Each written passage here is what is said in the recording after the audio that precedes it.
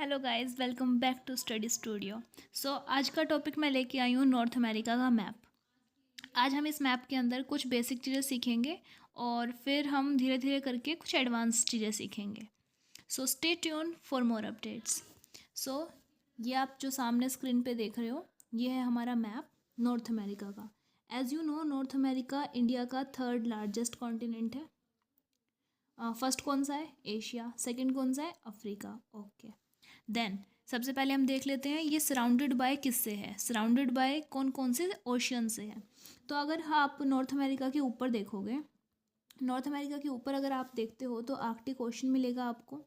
अगर आप साइड में I mean left hand side Pacific ocean, right hand side Atlantic ocean.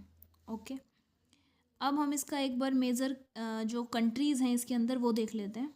तो सबसे पहले हम देखेंगे Canada. Canada, this is USA and this is Mexico. Mexico का ही एक्सटेंडेड पार्ट है Alaska. I am so sorry, USA का extended part है Alaska. इसके साथ ही जो कनाडा और यूएसए हैं उन दोनों को जो लाइन सेपरेट करती है वो है 49 पैरेलल लाइन। ये कनाडा और यूएसए को सेपरेट करती है। इसके बाद आपको नॉर्थ अमेरिका में एक और चीज़ दिखेगी। जब हम नॉर्थ अमेरिका का मैप पढ़ते हैं तो हम देखते हैं ये ग्रीनलैंड, बट ये ग्रीनलैंड जो है वो डेनमार्क की एक्सटेंडेड टेरिटरी है। I hope this will clear to you.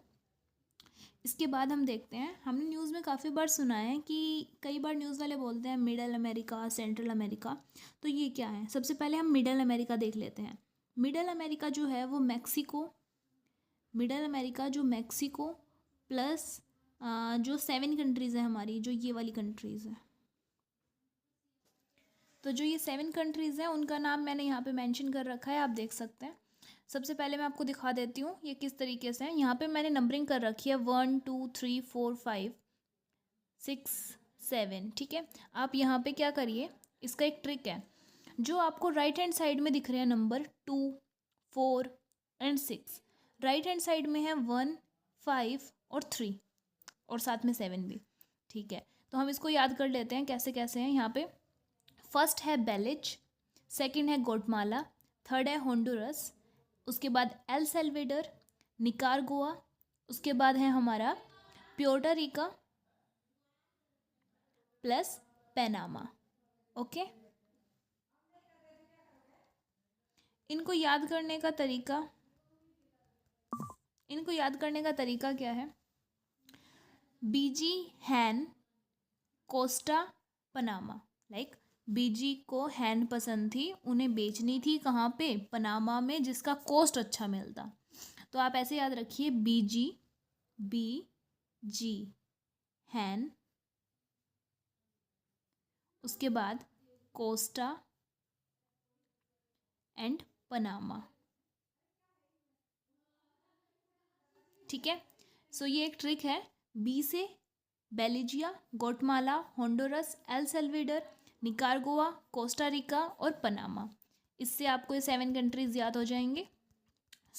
ये 7 कंट्रीज़ प्लस मैक्सिको मिलके बनाते हैं क्या? मिडल अमेरिका को। देन एक आता है हमारा सेंट्रल अमेरिका। सेंट्रल अमेरिका होता है ये 7 कंट्रीज़ मैंने बताई, ये वाली, प्लस इसके साथ आइलैंड। कौन कौन से आइलैंड? कौन कौन से आइलैंड? ये वाले आइलैंड, यहाँ पे जितने भी आइलैंड्स हैं इनको हम देख लेते हैं एक बार। सबसे पहले कैरिबियन आइलैंड। कैरिबियन आइलैंड जो है वो इन आइलैंड से बना हुआ है। Lucayan Archipelago, Greater Antilles, Lucayan Archipelago, Greater Antilles, Lesser Antilles और नीदरलैंड एंटिलीज। एक बार और देख लेते हैं इसको हम कैसे कैसे इनका डिवीज़न है। लुकायन आर्किपेलागो के अंदर आते हैं 2 आइलैंड, बहामास एंड तर्क एंड काइकोस। ये दोनों मिलके बनाते हैं लुकायन आर्किपेलागो। उसके बाद आता है ग्रेटर एंटिलीज। ग्रेटर एंटिलीज कहाँ है? ग्रेटर एंटिलीज बेसिकली 5 आइलैंड हैं, बिग आइलैंड। मैं ये नहीं कह रही कि सिर्फ 5 हैं, लेकिन जो 5 हम बेसिकली हमें पढ़ने होते हैं वो कौन से हैं? वो हैं ये वाले आइलैंड। ठीक है, कौन कौन से हैं? सबसे पहले देखो, Cuba, Jamaica, Haiti, dominion Republic, उसके बाद Puerto Rico. Cuba, Jamaica, Haiti, dominion Republic and Puerto रिको। उसके बाद आते हैं हमारे लेसर एंटिलीज। यहाँ पे लेसर एंटिलीज जो हैं वो हमारे हैं ये वाले आइलैंड्स, जो आपको छोटे छोटे आइलैंड्स दिख रहे हैं, ठीक है। एक और इसमें इम्पोर्टेंट फैक्ट है, जो लेसर एंटिलीज का लास्ट वाला आइलैंड आपको दिख रहा होगा छोटा सा, इसे बोलते हैं त्रिनंद एंड टोबैको। यहाँ पे बहुत बढ़िया इंडियन डायस्पोरा मिलता है, मतलब यहाँ पे आपको इंडियन फेस्टिवल सेलिब्रेट करते हुए लोग मिलेंगे आपको, मतलब एक छोटी इंडियन टेरिटरी कह सकते हो आप, जो आपको यहाँ पे मिलती है, ठीक है। तो ये एक इम्पोर्टेंट फैक्ट था, उसे आप याद रखिए। प्लस एक इम्पोर्टेंट फैक्ट और है, वो है क्यूबा। क्यूबा को बोलते हैं sugar basket of the world, sugar basket of the world. क्यों? क्योंकि यहाँ पे सबसे ज़्यादा शुगर का प्रोडक्शन होता है। उसके बाद हम आते हैं नीचे। नीचे जो ये 3-4 आइलैंड और दिख रहे हैं आपको, ये है नीदरलैंड आइलैंड्स। बस आपको याद रखना है कि ये कहाँ कहाँ पे हैं, बाकी इसमें कुछ ज़्यादा इंपॉर्टेंट चीज़ें नहीं हैं।